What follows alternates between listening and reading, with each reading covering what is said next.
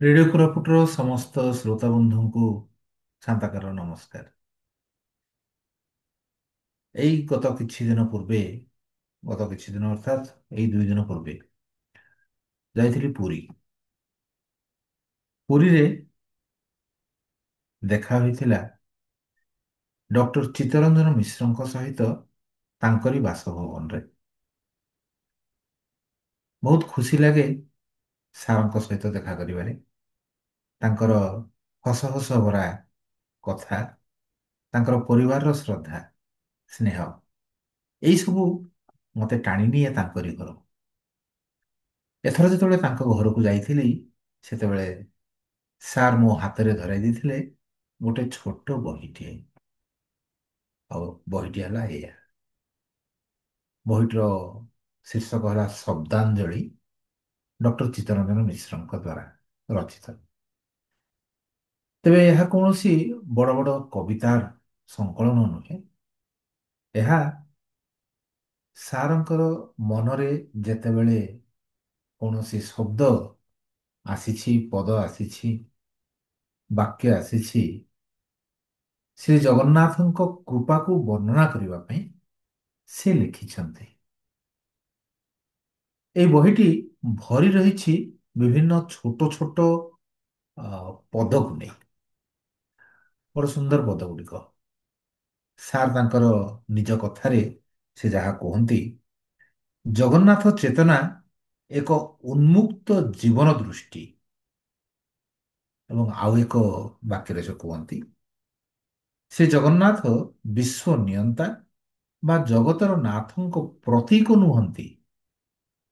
ଭକ୍ତ ପାଇଁ ସେ ନିଜେ ହିଁ ଜଗତର ନାଥ। ତେବେ ଏଇ ଭାବରେ ସେ ତାଙ୍କର ପଦ ଗୁଡ଼ିକ ରଚନା କରିଛନ୍ତି। ଅନେକ ପଦ ରହିଛି। ଏଇ ବହିର ସମୁଦାୟ ପୃଷ୍ଠା ସଂଖ୍ୟା ହେଲା 111। ତେଣୁ 111ରେ ପ୍ରତି ପୃଷ୍ଠାରେ ପ୍ରାୟ 4ଟି ଖଣ୍ଡେ ପଦ ରହିଛି। ତେବେ ସେଇ ଭିତରୁ କିଛି ପଦ ଯାହା ହୃଦୟକୁ ଅଧିକ ସ୍ପର୍ଶ କରିଛି, ସେଇ ପଦ ଗୁଡ଼ିକୁ ମୁଁ ଟିକେ ଏଠି ପଢ଼ି ଶୁଣିବା ଏବଂ ତାପରେ ଏଇ ବହିର ସମସ୍ତ ପଦ ଗୁଡ଼ିକୁ ପଢ଼ିବାର ସୁଯୋଗ ବି ପାଇବା।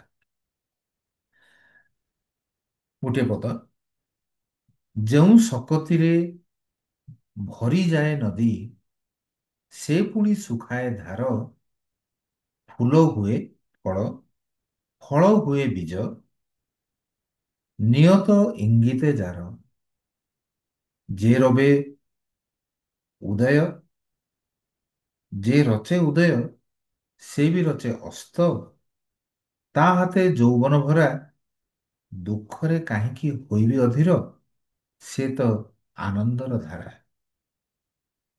ନିଶ୍ଚିତ ଭାବରେ ବହୁତ ସୁନ୍ଦର ପଦଟିଏ। ଆଉ ଏକ ପଦ, ରାତି ପାହିଗଲେ ଯେମିତି ଅନ୍ଧାର, ଆପେ ଯାଏ ଅପସରି, ଦୁଃଖ ପାହିଯାଉ ମୋ ଭିତରେ ତୁମେ, ଆସ ପ୍ରଭୁ ଅବତରି। ସବୁ ରୋଗ ଶୋକ କ୍ଲେଶର ନିଦାନ, ତୁମ ନାମ ଉଚ୍ଚାରଣ, ତୁମେ ତ ଶରଣ ଯିବି କାହିଁ ଆଉ, ଆନ ପାଶେ ଅକାରଣ। ଏକ ବ୍ରହ୍ମ, ଏକ ଜଗନ୍ନାଥ। ଏଇ ତତ୍ଵରେ ଏଇ ପଦଟିକୁ ସେ ରଚନା କରିଛନ୍ତି। ଆଉ ଗୋଟିଏ ଛୋଟ ପଦଟିଏ, ତୁମେ ପୂର୍ଣ୍ଣିମାର ପୂର୍ଣ୍ଣଚନ୍ଦ୍ର ପୁଣି, ତୁମେ ଉଆଁସର ତାରା, ତୁମେ ଅଛ ବୋଲି ଘନ ଅନ୍ଧକାରେ, ଆଲୋକିତ ଏଇ ଧରା।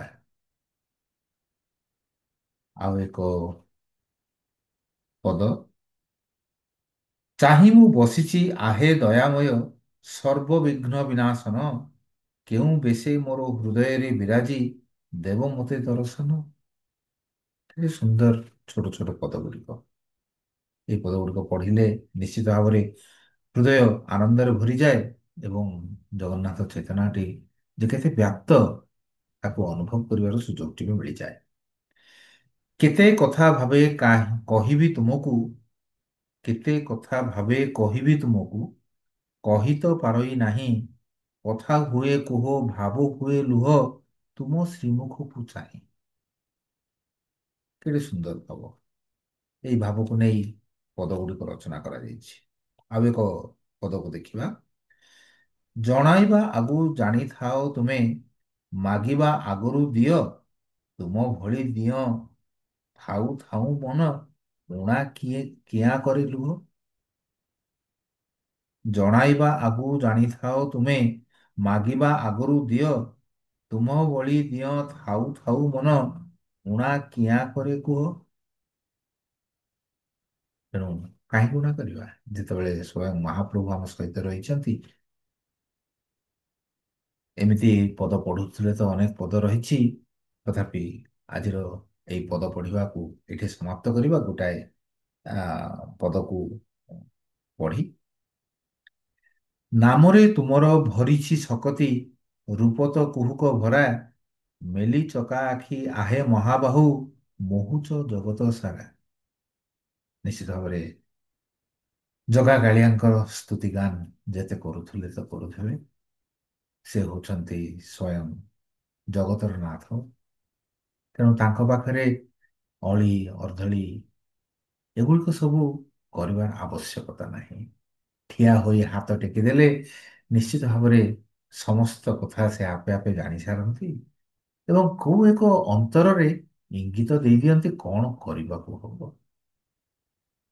କରୁଣା ସେ ନିଶ୍ଚିତ ଭାବରେ ତାଙ୍କ ପାଖରୁ ଝରି ଆସିବ, କିନ୍ତୁ ଆମେ ପ୍ରସ୍ତୁତ ତ? ଆମେ ନିଜକୁ ସେଇ ଆଧାରଟିକୁ ପ୍ରସ୍ତୁତ କରିଛେ ତ ସେଇ କରୁଣାର ଧାରାକୁ ନେଇ କାର୍ଯ୍ୟ କରିବା ପାଇଁ। ତେଣୁ ଆସନ୍ତୁ କିଛି ମାଗିବା ଆଗରୁ, କିଛି ଚିନ୍ତା କରିବା ଆଗରୁ, ତାଙ୍କ ପାଖରୁ କିଛି ଆଶା କରିବା ଆଗରୁ ଆମେ ନିଜକୁ ପ୍ରସ୍ତୁତ କରିବା, ନିଜକୁ ଆମେ ଶକ୍ତ କରିବା, ନିଜକୁ ଆମେ ସେତିକି ନିର୍ମଳ କରିବା ଯୋଉ ନିର୍ମଳର ଯୋଉ ପୃଷ୍ଠଭୂମିରେ ସେଇ ଝରଣା ବହିଯିବ, ସେଇ ପହାଡ଼ ଠିଆ ହବ, ସେଇ ଭୂଇଁ ଏକ ନୂତନ ଅଙ୍କୁରୋଦ୍ଗମ କରିବାରେ ସମର୍ଥ ହବ।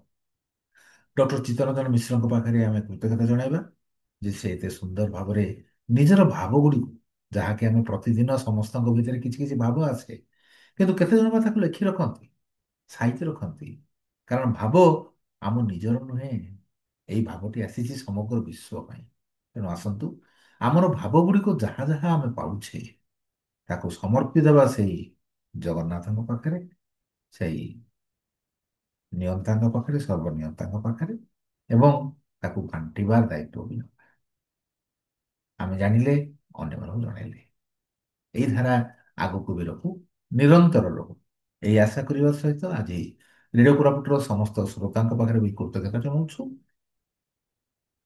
ଏବଂ ସେ ସନ୍ତାକାର ବର୍ତ୍ତମାନ ବିଦାୟ ନେଉଛି।